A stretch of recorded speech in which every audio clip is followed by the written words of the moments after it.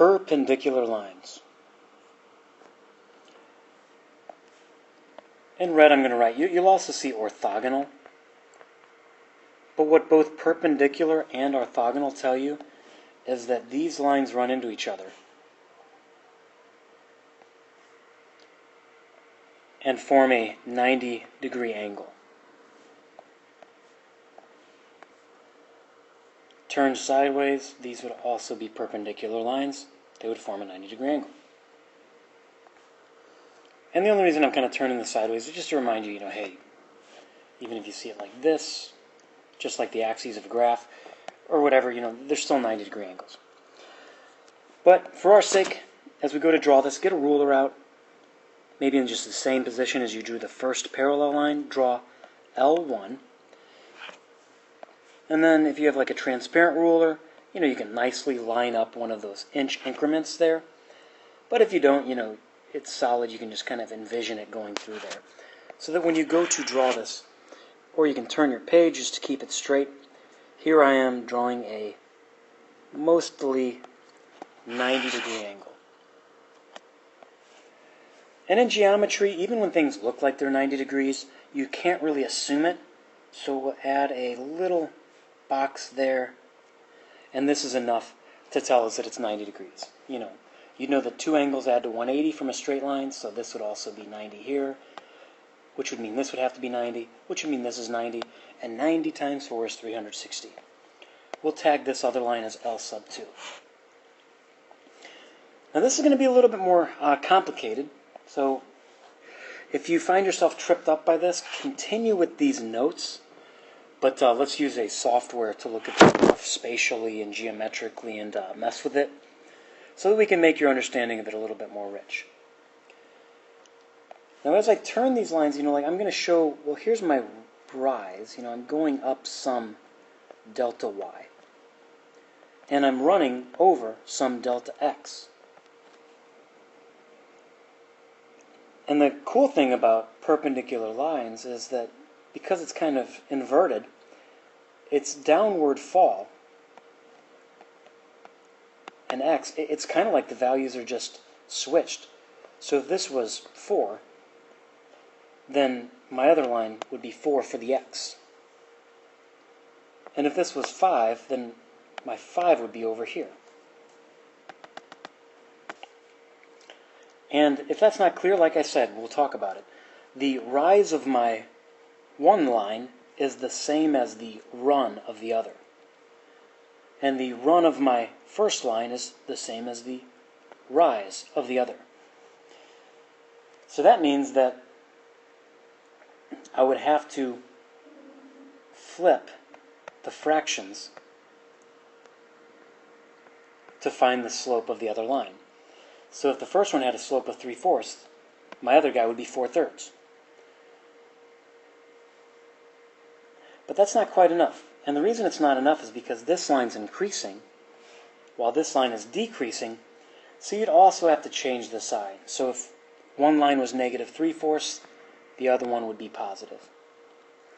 And if this one was negative, the other one would have to be positive.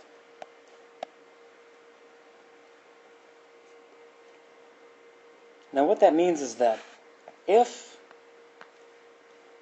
the product of the slopes of two non-vertical lines, so if I took 3/4 times 4/3, well, we know they'd also have to be opposites. Well, look at this. See how they cancel out? And I'm left with a -1. That's how all perpendicular lines are going to work out.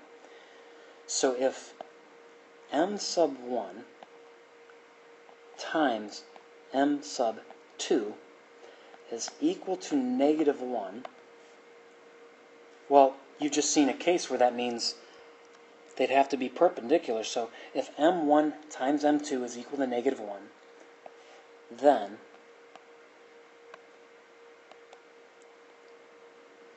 L1 is perpendicular to L2. It's just basically like an upside down T, because it forms the image of one line being run in at a 90-degree angle by the other guy. So if m1 sub m2 times m sub 2 equals -1, then L1 is perpendicular to L2. And then the converse is true as well. You can say it in reverse too. If L1 and L2 are parallel, then you would know that their lines would be opposite reciprocals. So let's be clear here. Where you have some room, let's say that opposite reciprocal. So we'll say 3/4 is the opposite reciprocal of -4/3. So that would take care of that. The other thing that this tells you is that vertical lines and horizontal lines also are perpendicular, and that's important to note because vertical lines have an undefined slope. So if you know one has an undefined slope, and you're comparing it to something with a slope of 0, you'd be able to say that those are perpendicular as well. So let's see this in action. Now we have to have the generic case, so let's say that -a over b is the opposite, and since we've already written this, we'll just kind of abbreviate here, of, well, first we'd have to flip it upside down, b over a, and then we'd have to make it its opposite, so here is negative, so this would be positive over there. Let's tag this as well. So opposite switches the sign, and then reciprocal is the flip part. So I think these are the more simple terms, but we have to have the math terms as well. So as we're told to determine whether lines are perpendicular, we have this complicated drawing in geometry with 1, 2, 3, 4, 5 points. And one thing I've mentioned in the past is you get way more information than you really need. But we're told this is the outline of a new company logo, and it's shown on a coordinate plane. Both things are pretty unnecessary. Let's use the word superfluous to say that's more than you need. Now, since we do have a lot of stuff going on here, it's going to be nice to focus on just this angle. So is angle DFE a right angle? Now we clearly see that C is most likely this corner. D has a closed circle. E does as well. So does A and B. But it's less clear on F. And when we look at a geometry drawing, does F seem to be closer here or there? I think it's closer in the lower one. So with your pencil, and if you really feel like it, you can get a highlighter out. Let's make this dramatic by tracing from F to D and from F to E. And we're not going to label this as perpendicular because that's what we're about to test for. We want to see, is this a 90-degree angle?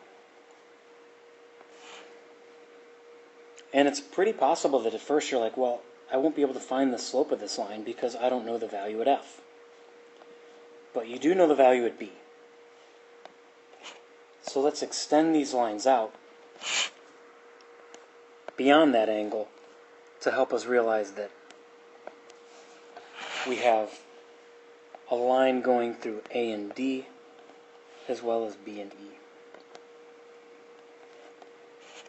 Now jumping back to the formula, to test this out we need to know the slopes. So are they perpendicular? Well, if we know the slopes we'll be able to figure it out. And since we are dealing with two separate lines with different, and the last one I didn't bother with subnotation because the slopes are the same, but here I will because the slopes are different. So M1 is going to be Y2 minus Y1. So let's deal with this as being L1 and that as being L2, which means that I'll be dealing with the coordinates of 7, 1 and 2, 3. So I'll do 1 minus 3 over 7 minus 2, which gives me -2/5. No need to simplify that, we're good there. M sub 2, so the slope of the second line, is going to be, dependent on these values, so I'll do 6 minus 1 over 4 minus 2. When I simplify that, I get 5/3. Excuse me, 5/2. Now you can look at this and kind of just see how well you understand. First of all, are they opposites? Yes. So that checks one of our two requirements. The second requirement, are they reciprocals? And if I took 2 over 5 and I flipped it, I would get 5 over 2. So it would check the second as well. But because the formula asks us to test whether or not m sub 1 times m sub 2 is negative 1, let's see what happens when we plug that in. The first line is negative 2/5. The second one is 5/2. And when I multiply these, 2 over 2 becomes 1. 5 over 5 becomes 1. And I wrote that as red because I think it's kind of optional. I don't think that's a multi-step challenge. So yes, they're parallel. And since it asks us, yes, they're perpendicular. So since it asks us, is angle DFE a right angle? Well, yeah, we'd be able to say that.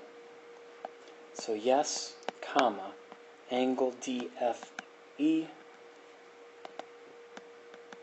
is a RT is short for right, and then we write angle.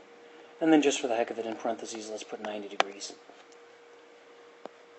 Boxing both the negative 1 and our words is probably nice, and showing the work for it is necessary too.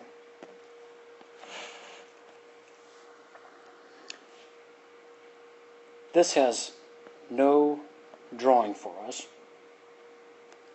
and as this is a new step, I'd probably say sketch a graph over to the side. I'm going to give you some time to try this OYO, but I'm just going to put my work up for this problem. So pause this and give yourself a moment. So depending on the accuracy of your graph, I mean, you might have got here and been like, I'm pretty darn sure these things aren't perpendicular. And in red, I've labeled this as QR and ST, and as I've done the slope of the first and then the second line, I've kept the order in which they presented the information just to decrease the chance that I make a mistake as I organize this. And since we are doing this, we do want to test to see, does M1, M2 equal negative 1? And once I plug in 6 over 5 times negative 1 over 5, I get... Actually, as I'm looking at that, that did not make any sense to me, and the reason is, you probably noticed this already, this should have been changed to a positive, and that's because my numerator would be negative and my denominator would be negative. So let me clean this up. So I fixed that to show negatives in the numerator and denominator, make sure I showed my work. So here's 6/5 times 1/5. And when I multiply these guys, I get 6 over 25, which does not equal negative 1. I'm not going to change this to a does not equal because that's true. 6 over 25 does equal 6 over 25. So I say nope. Double checking what the question asked me. Are the beams perpendicular? No, not perpendicular because slopes are not opposite reciprocals. So this is a little bit lengthier of video, and the thing is they don't give you the rote type, just plug and chug problems. They kind of jump right into the geometry. So make sure that you're aware of that as we think about how we can apply opposite reciprocals to determine if lines are perpendicular.